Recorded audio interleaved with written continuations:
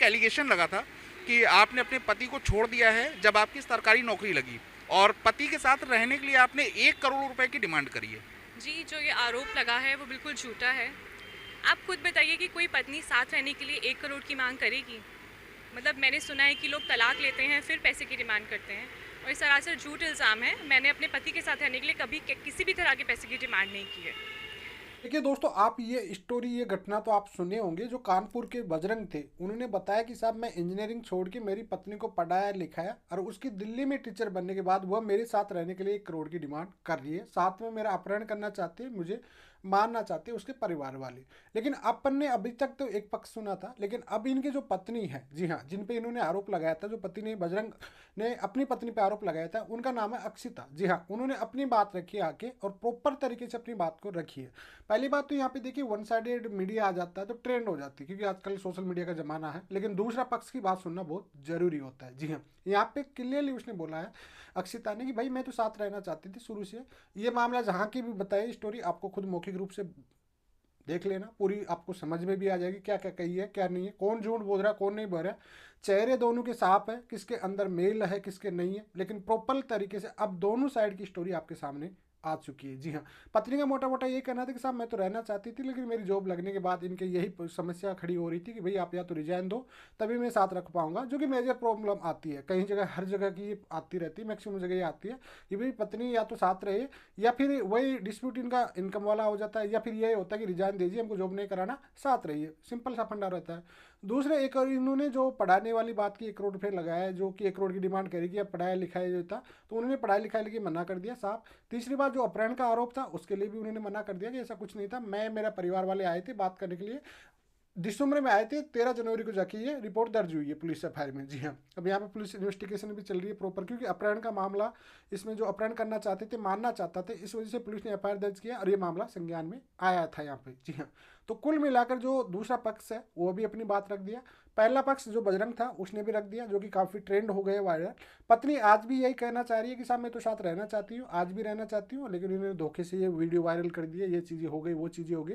देखिए दो चीज़ हो सकती है यहाँ पे, सिंपल सी फंडा है, या तो एक पे मीडिया का प्रेशर पड़ गया, ठीक है, या फिर अब इसमें जो बाकी उसको जो बजरंग को अगर डर भी था ऐसा घटना होने वाली थी, तो इन्वेस्टिगेशन में प्रॉपर होने वाली है। हाँ, अगर ये रिश्ता बचने योग्य था पहले तो ये बच नहीं सकता। आप पत्नी कितना ही कुछ बोले कुछ नहीं बोले, लेकिन इस घटना को आपको पूरी सुनना चाहिए। जी हाँ, तो मैं आपको एड कर देता शादी की थी और इन्हीं से जानेंगे कि आखिर वो पूरा मामला क्या है। जिस तरीके की कहानी बताई गई थी, जिस तरीके से ज्योति मौर्य जैसे केस के आधार पर इस केस को जोड़ा गया था, अब हकीकत जानने की कोशिश करेंगे कि आखिर लक्षिता की कहानी क्या है और बजरंग ने जो कहानी बताई है, जिस आधार पर एफआईआर कराई थी, उसकी हकीकत क्या है। लक्षिता, आप कानपुर आए हैं, आपके ऊपर एक एलिगेशन लगा था कि आपने अपने पति को छोड़ दिया है जब आपकी सरकारी नौकरी लगी और पति के साथ रहने के लिए आपने 1 करोड़ रुपए की डिमांड करी है।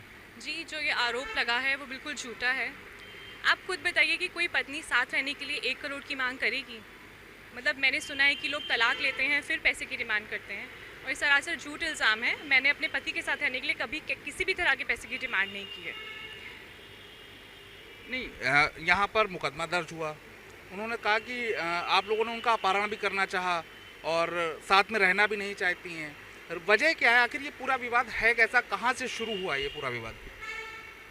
वो जो आरोप लगा रहे हैं कि अपहरण हुआ वो बिल्कुल झूठा आरोप है। मैं, मेरे माता पिता, मेरे भैया बात करने गए थे।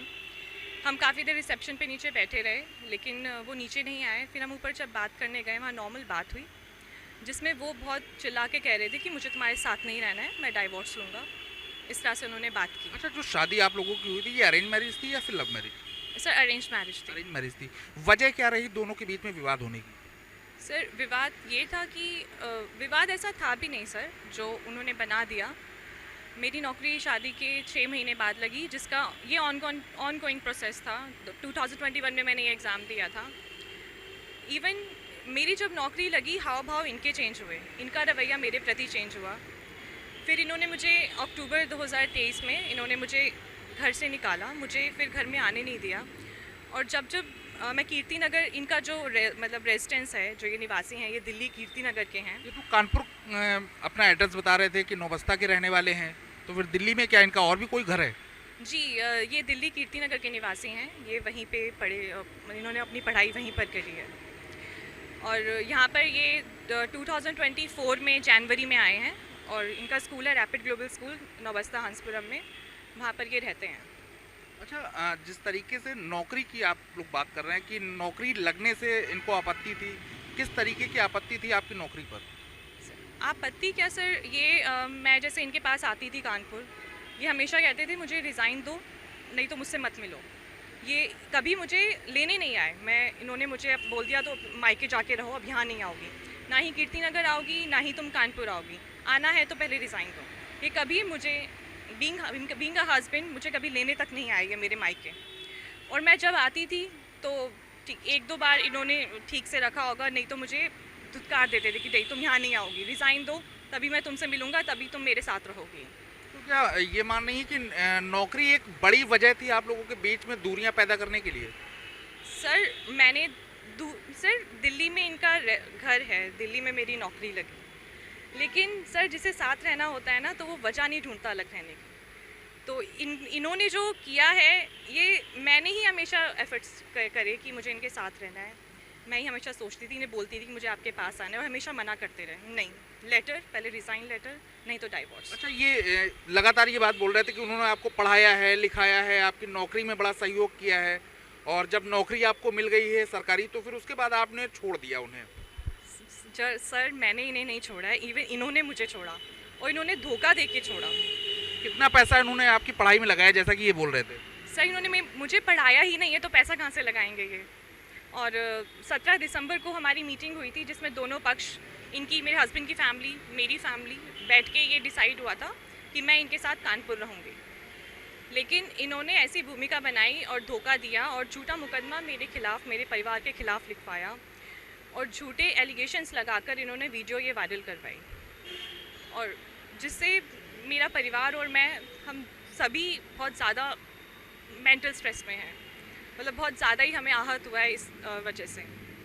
मैंने कभी नहीं कहा कि मुझे आपके साथ नहीं रहना है। इवन यही मेरे हस्बैंड बोलते रहे कि मुझे नहीं रहना। और मेरे जो father in law, mother in law हैं, वो हमेशा चाहते थे कि मैं और मेरे हस्बैंड साथ ना रहें।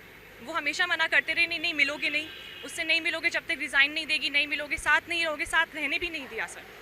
मैंने ही बहुत एफर्ट्स करे और अभी भी मैं चाहती हूँ, मैं साथ रहना चाहती हूँ, लेकिन सर वो गेम खेल गए मेरे साथ। मतलब क्या चाहते हैं, क्या लग रहा है, मतलब क्यों नहीं रहना चाह रहे हैं, क्या लग रहा है, कहाँ पहुँच रही हैं? मुझे नहीं पता, ये उन्हें पता होगा कि उन्हें पता होगा रीज़न क्या है। मैं रहना साथ चाहती हूँ। अच्छा, एक पॉइंट और सामने आ रहा है कि एफआईआर जब लॉन्च कराई गई है उस वक्त आप लोग कानपुर में ही थे?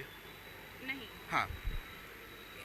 एफआईआर सर नहीं, एफआईआर 13 जनवरी की है और हम कानपुर में नहीं थे। कानपुर में नहीं थे? नहीं, इन्होंने ये भी बोला है कि आप लोग उनका अपहरण करना चाहते थे, उन्हें जान से मारना चाहते थे।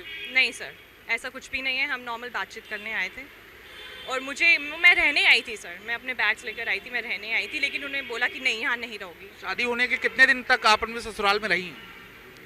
सर मैं 7 से 8 महीने अपने ससुराल में रही, जो कीर्ति नगर में है, वहाँ रही। मेरे हस्बैंड उस टाइम कनाडा में थे। कानपुर आना नहीं हुआ?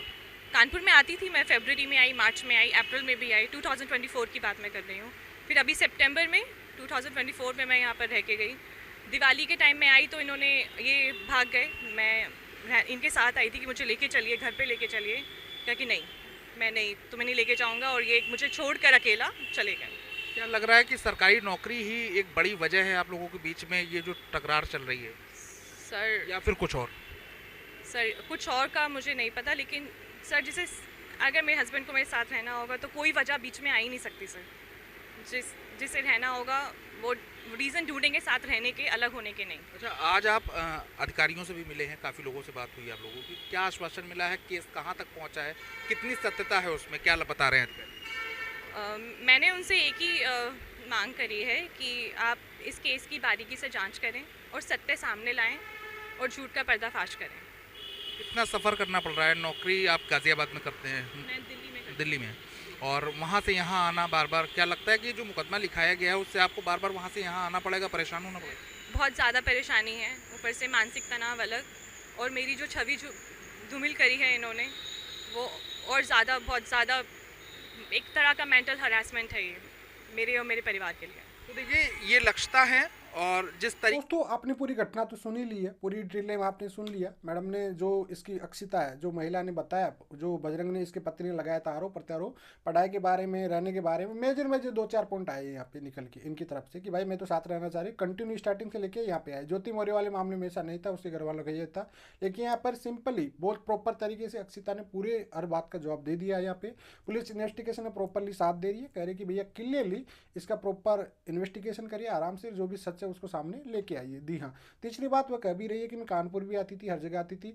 मेरे कनाडा में मेरे जब पति रहते थे, वो मैं 7-8 महीने तक रही थी। दिल्ली वाले इनका जो घर है उसमें भी रहती थी। कुल मिलाकर अब देखिए चेहरे दोनों साफ है। मैंने पहले ही बोला कि अब दोनों की बातें क्लियर हो चुकी है, पार्ट ऑफ इन्वेस्टिगेशन बचा है इनका। लेकिन ये हर मीडिया, एक और अभी इंदौर का मामला चला था कि भाई शादी के 6 साल बाद में जो अभी वर्जिनिटी वाला टेस्ट था, उसमें भी दूसरे पक्ष को सुनना चाहिए था। मीडिया जब जाती है तो दूसरे पक्ष तक जरूर पहुंचना चाहिए, और दूसरे पक्ष को सुनने के बाद जो सच्चाई होती है वो तो कोर्ट डिसाइड करता है। लेकिन लोगों को 99% ये समझ आ जाता है कि कौन गलत है कौन सही है। आप खुद ही डिसाइड कर सकते हो इस मामले में कि कौन सही है कौन गलत है, कौन झूठ बोल रहा है कौन नहीं बोल रहा है। उम्मीद करता हूँ इस सच्चाई के सामने बात आपको समझ में कुछ तो